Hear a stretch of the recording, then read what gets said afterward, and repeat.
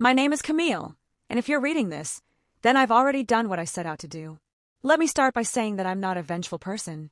At least, I didn't think I was until life decided to shove me into the deep end of betrayal, power games, and corporate cruelty. If you're expecting some kind of apology for what I've done, or am about to do, you won't find one here. This isn't about revenge, it's about justice. Or maybe it's both. Either way, buckle up because this story doesn't pull punches. I used to believe in hard work paying off. I mean, who doesn't? Growing up, my parents drilled that mantra into me. Show up early, stay late, put your head down and grind. So when I landed a job at Azure Tech, a tech giant known for its cutting-edge AI solutions, I thought I'd finally hit the jackpot. The company had everything: innovation, prestige, and enough money to make most people dizzy. But as they say, all that glitters isn't gold. And trust me, Azure Tech wasn't just tarnished, it was rotten to the core. Let me back up a little. Before we get to the part where I became public enemy #1 at Azure Tech, let me tell you how I ended up there in the first place. I'm an engineer by trade, specializing in cybersecurity. My passion has always been protecting data, not stealing it, mind you, but safeguarding it from those who would misuse it. It's ironic now, considering how things turned out. When I joined Azure Tech 3 years ago, I saw it as the culmination of everything I'd worked toward. I was part of their elite security team, tasked with ensuring no one hacked our systems or leaked sensitive information. And then came her, the CEO's daughter, Vivian Moreau. She was a force to be reckoned with, or so everyone said. To me, she was just another entitled brat with too much power and not enough accountability. Vivian didn't have a formal title within the company, she didn't need one. Her father practically worshipped her, giving her free rein over projects, departments, and even personnel decisions. Rumors swirled around her like wildfire. She slept her way to influence. She sabotaged colleagues who crossed her. She manipulated numbers to inflate profits. None of it could be proven, of course. After all, why would anyone dare challenge the Golden Girl? Our paths collided during a routine audit. Well, routine might be overstating it. See, Azure Tech had recently launched a new product line, an AI-driven platform designed to streamline supply chain logistics. It was supposed to revolutionize industries, save billions, blah blah blah. Except something smelled off. Our internal audits flagged discrepancies in the financial reports tied to the project. Revenue projections were inflated, costs were underreported, and key performance metrics seemed, well, fake. As someone on the security team, I was brought in to investigate whether these anomalies were the result of outside tampering or insider interference. That's when Vivian stepped in.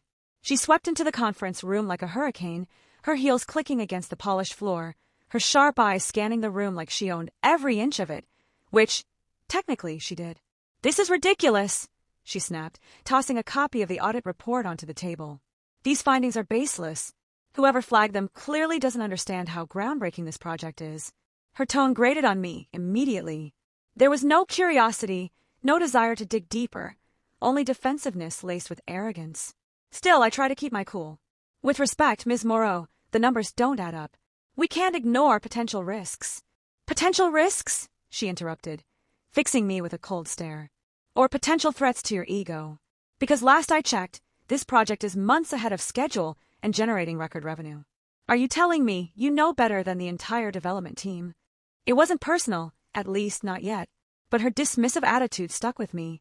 Over the next few weeks, I dug deeper into the project, poring over documents, cross-referencing data points, and running simulations. What I found chilled me to the bone. The discrepancies weren't random errors or sloppy accounting. They were deliberate manipulations. Someone had cooked the books, padding revenue figures and hiding expenses to create the illusion of success. And based on the digital footprints left behind, it was clear who was pulling the strings: Vivian herself. But exposing her wasn't going to be easy.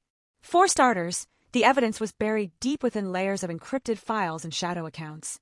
Even if I managed to piece it together, presenting it to upper management felt like walking straight into a lion's den. Vivian had allies everywhere, people who owed her favors, feared her wrath, or simply wanted to stay on her good side. Going public was equally risky. Whistleblowers rarely fared well in cases like this, especially against companies with Azure Tech as resources. So I did what any self-respecting cybersecurity expert would do. I built a contingency plan. A Deadman switch, to be exact. Think of it as an insurance policy, a failsafe designed to trigger if something happened to me. If I disappeared, quit, or, God forbid, died under suspicious circumstances, the system would automatically send a detailed dossier of Vivian's crimes to the SEC, along with copies to major news outlets and regulatory agencies. It wasn't perfect, but it gave me leverage. Or so I thought. Things escalated quickly after that. One day, I received an email summoning me to Vivian's office. The subject line read, "We need to talk." My stomach churned as I walked through the sleek glass corridors of Azurateca's headquarters, each step feeling heavier than the last. When I arrived, Vivian was waiting for me, seated behind her massive desk like a queen holding court. Her assistant closed the door behind me, leaving us alone. "You've been busy," she said, her voice dripping with venom. On the desk in front of her lay a stack of papers, the same documents I'd been meticulously compiling. My heart sank. How had she gotten hold of them? "I don't know what you're talking about," I replied, trying to sound calm despite the panic rising in my chest. "Oh, come on, Camille," she sneered, leaning forward. "Don't insult my intelligence. You've been poking around where you don't belong, digging up dirt on me. Did you really think I wouldn't notice?" For a moment, I considered denying it. Playing dumb might buy me time, but something told me Vivian already knew everything. "If you're accusing me of misconduct, maybe we should involve HR," I countered, hoping to call her bluff. She laughed, a sharp, bitter sound that echoed off the walls. "HR? Oh, sweetheart, you're adorable. Do you honestly think anyone cares about your little crusade? You're expendable, Camille. Always have been." And just like that, the gloves came off. She laid out her terms plainly, dropped the investigation, delete all copies of the incriminating evidence, and resign quietly.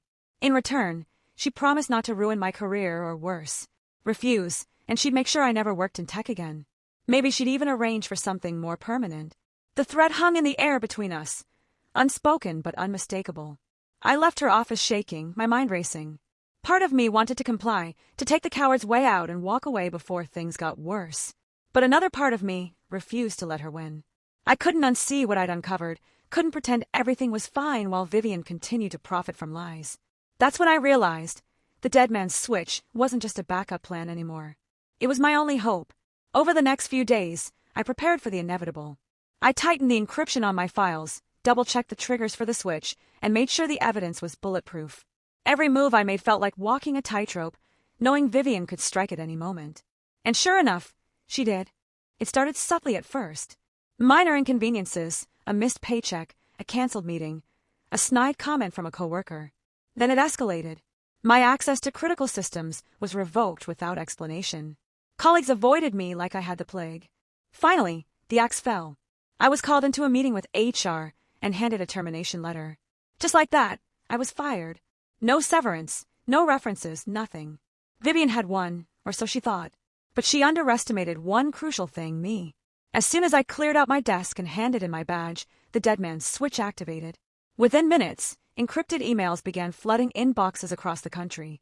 Regulators, journalists, shareholders, all of them received a comprehensive breakdown of Vivian's crimes, complete with timestamps, metadata, and irrefutable proof. By the time I walked out of Azurateca's building for the last time, the wheels of justice were already turning.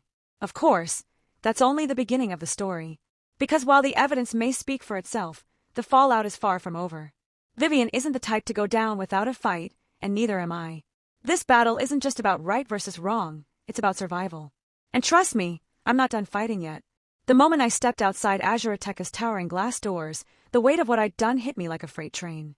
The air felt colder than usual, and the city buzzed around me as if oblivious to the storm brewing in my chest. My phone vibrated incessantly, texts, calls, emails piling up from numbers I didn't recognize. Reporters, mostly. They smelled blood in the water. I knew this was coming. I'd planned for it, even anticipated the chaos that would follow. But knowing something intellectually and experiencing it firsthand are two very different things. As I walked toward the subway station, my mind raced with questions. Had the SEC received the dossier? Would they act on it quickly enough to prevent Vivian from covering her tracks? And most importantly, how long before she came after me? Vivian wasn't the kind of person who let go easily. She thrived on control, on bending people and situations to her will. Losing that grip, even temporarily, would drive her into a frenzy. I could almost picture her pacing her office, barking orders at assistants, calling in favors from powerful allies. By now, she'd know exactly what had happened. She'd know I was behind it. By the time I got home, the media circus was in full swing. A quick Google search revealed headlines splashed across every major news outlet. Azure Tech scandal rocks tech industry. CEO's daughter accused of financial fraud.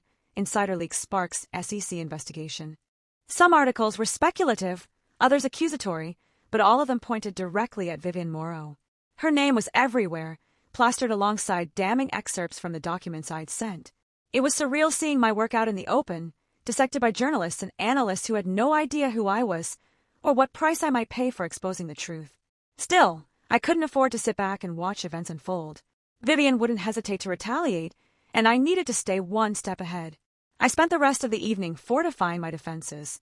First, I wiped my personal devices clean of any incriminating data, encrypting backups, and stashing them in secure cloud storage under aliases I'd created years ago. Then I reached out to an old friend, a hacker named Remy who owed me a favor, for help setting up additional layers of protection. If Vivian tried to track me digitally, she'd have a hell of a time finding anything useful. But digital security was only part of the equation. Physical safety mattered too. I packed a bag with essentials, cash, clothes, a burner phone, and mapped out a network of safe houses where I could lay low until the dust settled. Friends' apartments, cheap motels, anywhere off the grid. The last thing I wanted was to wake up one morning with Vivian's hired muscle banging on my door. The next few days blurred together in a haze of paranoia and adrenaline. Every knock on the door made my heart race. Every unfamiliar face on the street seemed suspicious. I alternated between obsessively refreshing news sites for updates and forcing myself to unplug entirely just to keep my sanity intact. Sleep became impossible. When I closed my eyes, I saw Vivian's smug grin, heard her icy threats echoing in my ears. Despite the fear gnawing at me, there were moments of grim satisfaction. Watching the fallout unfold was strangely cathartic. Investors began pulling out of Azure Tech en masse, sending the company's stock plummeting. Employees whispered about layoffs and restructuring.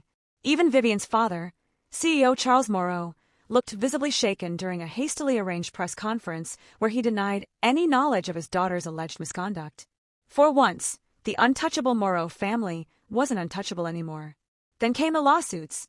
Class action suits from shareholders, wrongful termination claims from former employees, regulatory investigations from multiple agencies. It was a legal avalanche, and Vivian was buried beneath it. Publicly, she maintained her innocence, issuing statements through her lawyers insisting the accusations were baseless and politically motivated. Privately, though I knew better, she was scrambling, throwing money and influence at anyone who might dig her out of this hole. And yet, she hadn't come after me. Not directly, anyway. That worried me more than anything else. Vivian wasn't the type to let someone like me slip away, quietly. Her silence felt calculated, deliberate, a predator waiting for the perfect moment to strike. So I kept moving, staying vigilant, preparing for whatever move she might make next. One afternoon, while holed up in a dingy motel room on the outskirts of the city, I received a message from an unknown number. My stomach dropped as I opened it. "You think you're clever, don't you?" It was short, simple, and chillingly familiar. Vivian. Somehow, despite all my precautions, she found a way to reach me. My hands trembled as I stared at the screen, debating whether to respond or delete the message outright. Before I could decide, another text came through. "This isn't over, Camille. You've made a big mistake." I clenched my fists, anger bubbling to the surface. After everything she'd done, the lies, the manipulation, the sheer audacity of trying to destroy me, I wasn't about to let her intimidate me. I typed out a reply before I could second-guess myself. "Bring it on, Vivian. Let's see how far your daddy's money gets you this time." Hitting send felt reckless, maybe even stupid, but it also felt good. 4 months. I'd been living in fear of her, tiptoeing around her power like everyone else. Now, for the first time, I was standing my ground. Whether she realized it or not, I held all the cards now. The evidence was out there, irrefutable and public. No amount of spin or denial could erase it. Hours later, I received another message, not from Vivian, but from someone else entirely. This one came via email, sent to one of my burner accounts. The subject line read, "We need to talk." My pulse quickened as I opened it. Inside was a brief note accompanied by an attachment. "Camille, if you want answers, meet me tomorrow at noon. Alone. Don't tell anyone, not even your hacker friend. Here's proof I'm serious." The attachment contained a photo of me entering the motel earlier that day.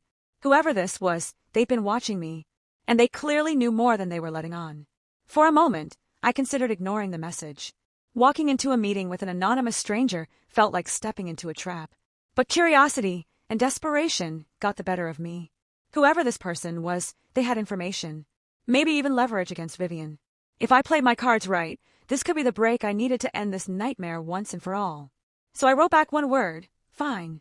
The next day, I arrived at the designated location, a secluded park bench near the waterfront. The sky was overcast, the air thick with humidity. I scanned the area nervously, half expecting Vivian's henchman to jump out of the shadows. Instead, a man approached me. He looked ordinary enough, mid-40s, wearing a nondescript jacket and jeans. His face was calm, unreadable. "You must be Camille," he said, sitting down beside me without waiting for an invitation. "I assume you're wondering why I asked you here." "Cut the crap," I snapped, my voice sharper than I intended. "Who are you and what do you want?" He smirked slightly, unfazed by my tone. "Let's just say I've been following your little drama with great interest. You've caused quite the stir, haven't you?" "That doesn't answer my question." "No, it doesn't," he admitted. "But before we get to that, let me show you something." He pulled out a folder and handed it to me. Inside were documents, pages upon pages of financial records, emails, and internal memos.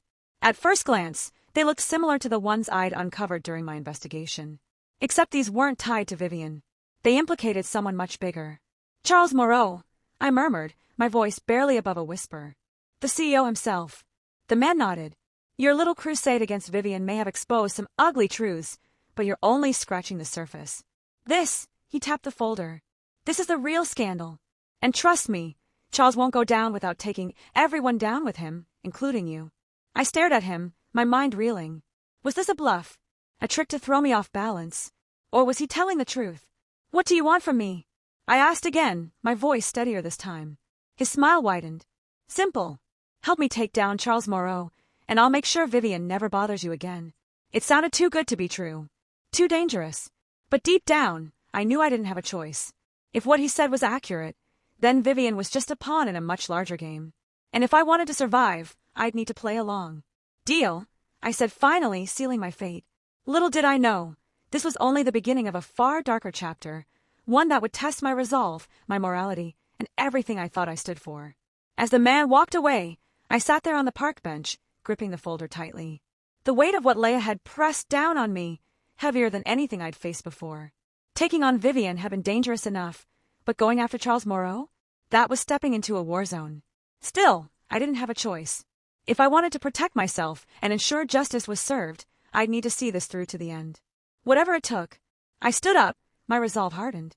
Let them come for me. I wasn't backing down now.